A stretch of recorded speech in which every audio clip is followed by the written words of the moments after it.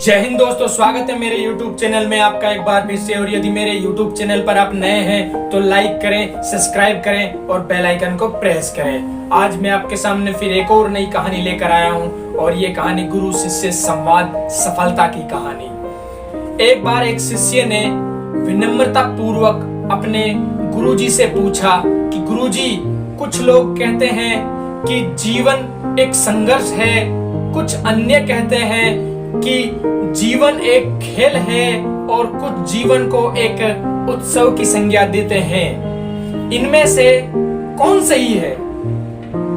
गुरुजी ने तत्काल बड़े ही धैर्यपूर्वक उत्तर दिया, पुत्र, जिन्हें गुरु नहीं मिला उनके लिए जीवन एक संघर्ष है, जिन्हें गुरु मिल गया उनका जीवन एक खेल है, और जो लोग गुरु द्वारा बताए गए मार्ग पर चलने लगते हैं वह मात्र जीवन को एक उत्सव के रूप में मनाते हैं और जीवन एक उनके लिए एक उत्सव बनता है। यह उत्तर सुनने के बाद भी शिष्य पूरी तरह से संतुष्ट नहीं हुआ। गुरुजी को इसका आभास हो गया। वे कहने लगे, लो, तुम्हें इस संदर्भ में एक कहानी सुनाता हूँ, ध्यान से सुनोगे तो स्वयं ही अपने प्रश्न का उत्तर पा सकोगे।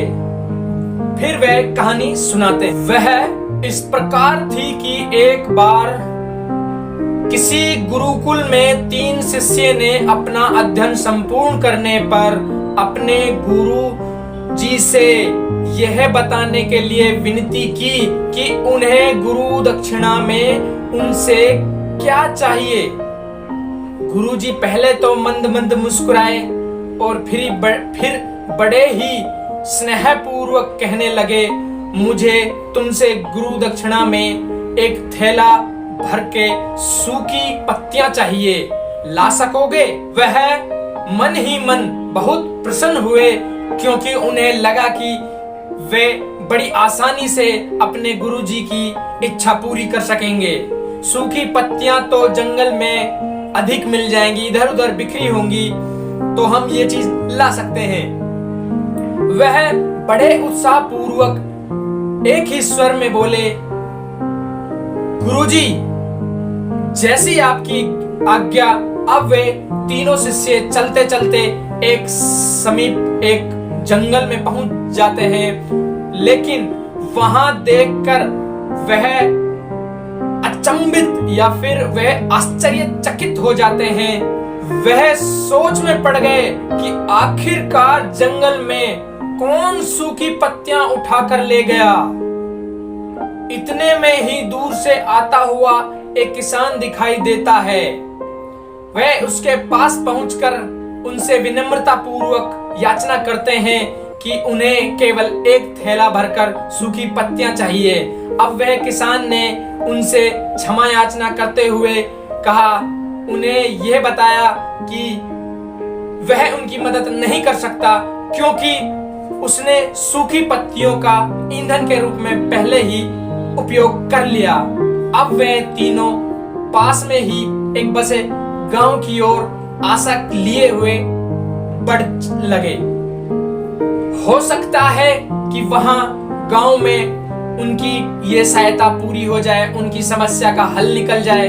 तो वह तीनों गांव की ओर जाते हैं। जब वह गांव में पहुंचते हैं, उन्होंने एक व्यापारी को देखा, तो वह व्यापारी के पास जाते हैं बड़ी उम्मीद के साथ और उनसे एक थैला भर सूखी पत्ती देने की प्रार्थना करते हैं। लेकिन फिर से एक बार उनको निराशा मिली, क्योंकि उस व्यापारी ने तो पहले ही कुछ पैसे कमाने के लिए सूखी पत्तियों के डोने बनवाकर बेच दिए। लेकिन उस व्यापारी ने उदारता दिखाते हुए उन्हें एक बूढ़ी अम्मा का पता बताया और बोला कि वह सूखी पत्तियां एकत्रित करती हैं। पर भाग्य ने यहाँ पर भी उनका साथ नहीं दिया। वह बूढ़ी अम्मा के पास गए, उन पत्तियों को अलग अलग करके कई प्रकार की औषधियां बनाई जा रही थी। अब वे निराश होकर तीनों खाली हाथ ही गुरुकुल लौट आते हैं। गुरुजी उन्हें देखते ही स्नेहपूर्वक पूछा कि पुत्र, ले आए गुरु दक्षिणा? तीनों ने सर झुका लिया और जी द्वारा दोहराए गए पूछे जाने पर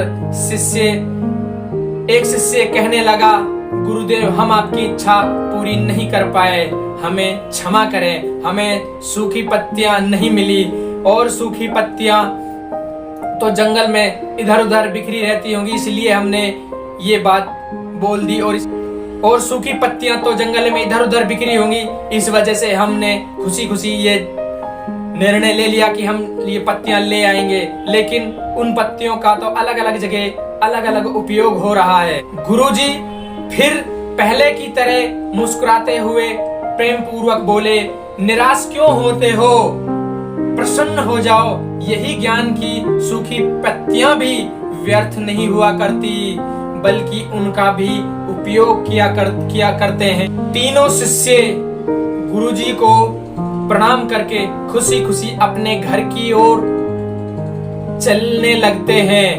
वह शिष्य जो गुरुजी की इस कहानी को एकाग्रित होकर सुन रहा था, अचानक बड़े उत्साह से बोला, गुरुजी अब मुझे अच्छी तरह से ज्ञात हो गया है कि आप क्या कहना चाहते हैं। आपका संकेत इसी ओर है ना कि जब सर्वत्र सुलभ सूखी पत्तियां भी निरर्थक या बेकार नहीं होती, तो फिर हम कैसे हो जाएं?